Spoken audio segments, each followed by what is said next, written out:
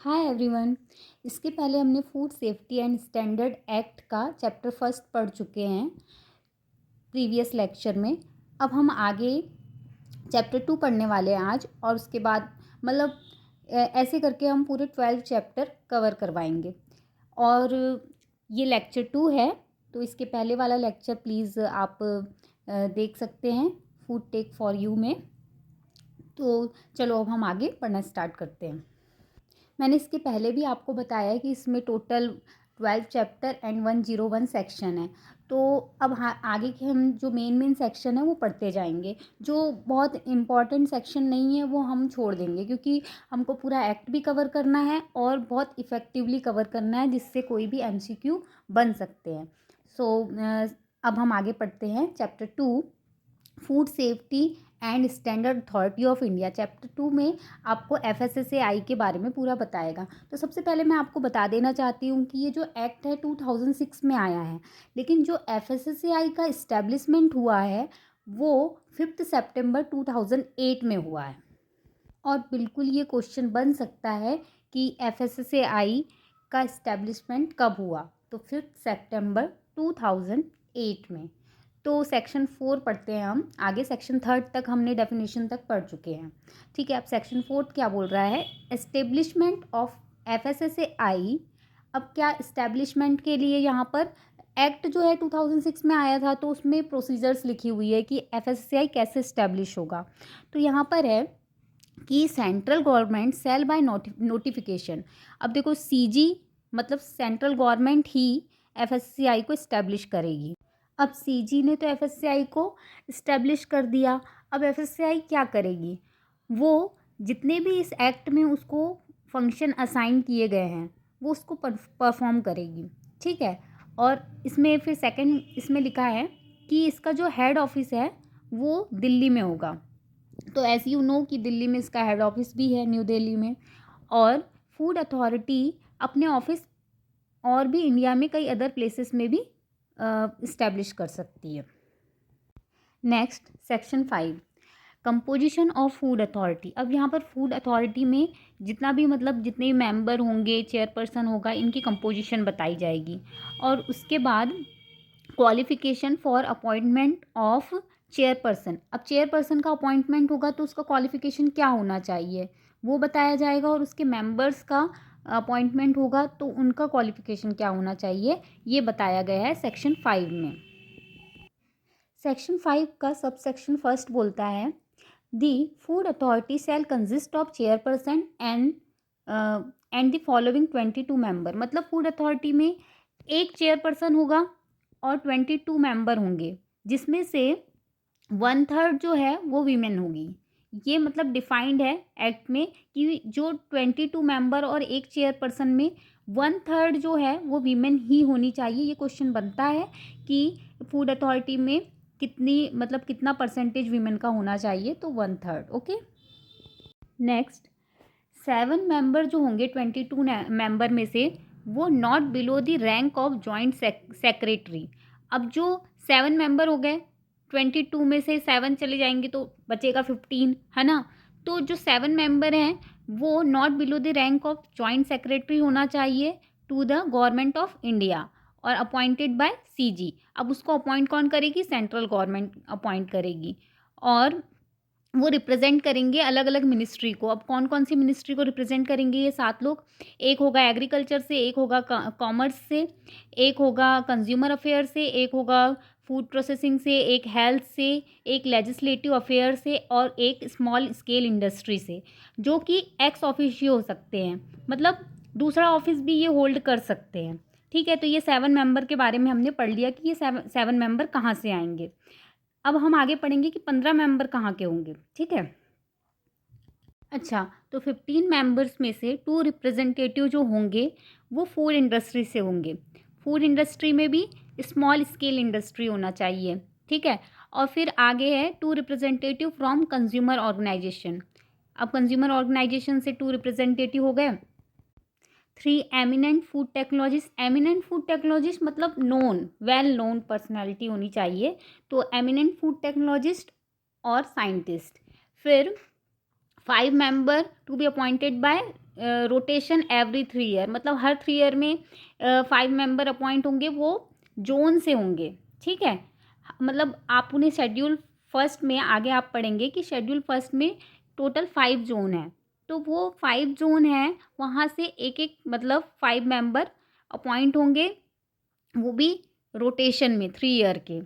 और 2 person to be represent farmer organisation से 2 person और 1 पर्सन फ्रॉम रिटेलर्स ऑर्गेनाइजेशन से। तो ऐसे करके 15 मेंबर हो जाते हैं टोटल। हाँ, तो chairperson and the member other than ex officio of the food authority shall be appointed bye CG on the recommendation of selection committee. अब देखो, जो चेयरपर्सन है और मेंबर हो गए, जो 15 मेंबर की बात कर रही है, क्योंकि अदर देन एक्स ऑफिशियो, मतलब एक्स ऑफिशियो तो वही थे जो 7 पर्सन थे, जो हमने सबसे पहले पढ़े थे, जो अदर ऑफिस को होल्ड कर सकते हैं। बाकी जो 15 मेंबर हैं वो दूसरा ऑफिस होल्ड नहीं कर सकते और ना ही चेयरपर्सन कर सकता है। तो chairperson and member other than ex officio, मतलब 15 मेंबर सेंट्रल गवर्नमेंट अपॉइंट करेगी on the recommendation of selection committee, जबकि जो एक्स ऑफिशियो हैं वो सेंट्रल गवर्नमेंट अपॉइंट करेगी, लेकिन रिकमेंडेशन से नहीं सिलेक्शन कमेटी के। लेकिन जो ये चेयरपर्सन है और जो 15 मेंबर हैं वो on the recommendation of selection committee appoint होंगे। अच्छा, अब यहाँ पर बहुत इंपॉर्टेंट पॉइंट है कि जो चेयरपर्सन होगा वो not below the rank of secretary to the government of India होगा, मतलब not below the rank of secretary to GOI. ये क्वेश्चन बनता है, इसलिए याद रखना कि chairperson not below the rank of secretary to the GOI. Next section 6 है selection committee for selection of chairperson and member of food authority. अब जो सीजी है, within 2 months from the date of occurrence of any vacancy by reason of death, resignation or removal of chairperson or member of food authority। अब देखो, food authority का कोई भी member हो गया या फिर चेयरपर्सन हो गया, उसकी डेथ हो जाती है या फिर वो रिज़ाइन कर देता है या फिर वो रिमूव कर दिया जाता है, तो इसके विदिन 2 मंथ जो सीजी है वो सिलेक्शन कमिटी को रेफरेंस दे देगी for filling up the vacancy. Second case ये है कि जब चेयरपर्सन और मेंबर ऑफ फूड अथॉरिटी का जो टर्म है ऑफिस का वो कंप्लीट हो जाता है, तो उसके 3 मंथ पहले ही जो सीजी है वो रेफरेंस दे देगी सिलेक्शन कमिटी को for filling up the vacancy. फिर आगे है कि the selection committee shall finalise the selection of chairperson and member of food authority within 2 month from the date on which reference is made to it. मतलब अभी मैंने बताया था कि रेफरेंस दे दिया सीजी ने, तो अब उसके बाद जो सिलेक्शन कमिटी है वो विदिन 2 मंथ ये सिलेक्शन प्रोसीजर कंप्लीट कर लेगी। Next section 7 term of office, salary, allowance and other condition of service of chairperson and member of food authority. Section 7 का सबसेक्शन बोल रहा है कि जो chairperson and member other than ex officio member shall hold office for a term of 3 year. मतलब जो chairperson हो गए और अदर मेंबर हो गए, जो 15 मेंबर हैं, वो 3 ईयर के लिए ऑफिस को होल्ड करेंगे। वाइल मतलब उनका ऑफिस का जो टर्म होगा वो 3 ईयर का होगा। And shall be eligible for reappointment for further 3 year, मतलब वो तीन साल के लिए फिर से रीअपॉइंट हो सकते हैं। वहीं पे जो चेयरपर्सन होगा वो आफ्टर एज ऑफ 65 वो ऑफिस को मतलब ऑफिस में और अपॉइंट नहीं हो सकता है। 65 ईयर तक उसका लास्ट टर्म होगा, ठीक है। In case of member the age of 62 year, मतलब ये है कि मेंबर के केस में ये होगा कि उनका जो लास्ट टर्म ऑफ ऑफिस होगा, जो ऑफिस होल्ड करने की एज होगी लास्ट, वो 62 ईयर तक की हो सकती है। सबसेक्शन 2 में लिखा है notwithstanding anything contained in subsection the chairperson और any member may relinquish his office by giving in writing to CG a notice of not less than 3 month. देखो क्या होता है कि अगर चेयरपर्सन और उसका मेंबर है वो ऑफिस को छोड़ना चाहता है, ठीक है, रिज़ाइन करना चाहता है, तो एटलीस्ट उसको 3 मंथ पहले एक नोटिस में देना पड़ेगा कि वो रिज़ाइन करना चाहता है। और दूसरा केस ये हो सकता है कि उसको या तो ऑफिस से ही निकाल दिया जाए अकॉर्डिंग टू सेक्शन 8, जो हम आगे पढ़ने वाले हैं। Next, section 8, removal of chairperson and member of food authority. Central government by order remove कर सकती है चेयरपर्सन को और उसके मेंबर को। किस किस केस में?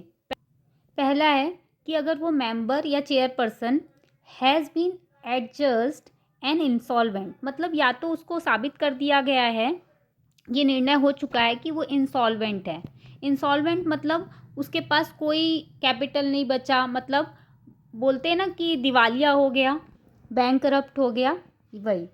फिर बी ऑप्शन है कि has been convicted of an offence, मतलब ये साबित हो चुका है कि उसने कोई ऑफेंस किया है जो मोरल टर्पिट्यूड को इन्वॉल्व करता है, ठीक है, मतलब कोई भी मोरल वैल्यू को इन्वॉल्व करता है, ऐसा कोई ऑफेंस किया है।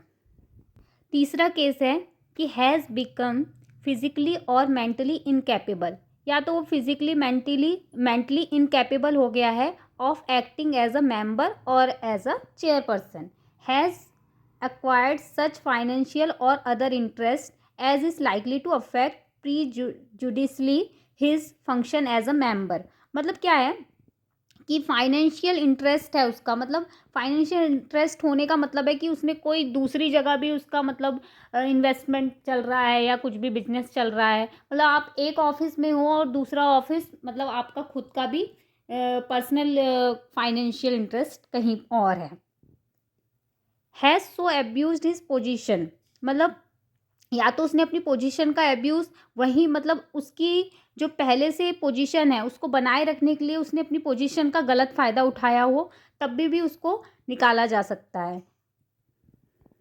सबसेक्शन 2 कह रहा है कि जो ऊपर डी और ई ऑप्शन में दिया है कि फाइनेंशियल इंटरेस्ट है या तो मेंबर का या चेयरपर्सन का, या फिर वो अपनी पोजीशन का एब्यूज़ कर रहा है, इन दोनों केस में बिना हियरिंग के इनको निकाला नहीं जाएगा, ठीक है। तो यहाँ पर पहले उनकी हियरिंग होगी कि क्या सच में ऐसा हुआ है या नहीं हुआ है, जो भी। आगे के लेक्चर में हम एफएसएस एक्ट 2006 के एमसीक्यू सॉल्व कर लेंगे, सेक्शन 8 तक जो भी मेन एमसीक्यू निकलते हैं उसको हम सॉल्व कर लेंगे। उसके आगे हम फूड सेफ्टी स्टैंडर्ड एक्ट आगे का पढ़ेंगे। Thank you very much for watching this video. Please like, share and subscribe. Thank you.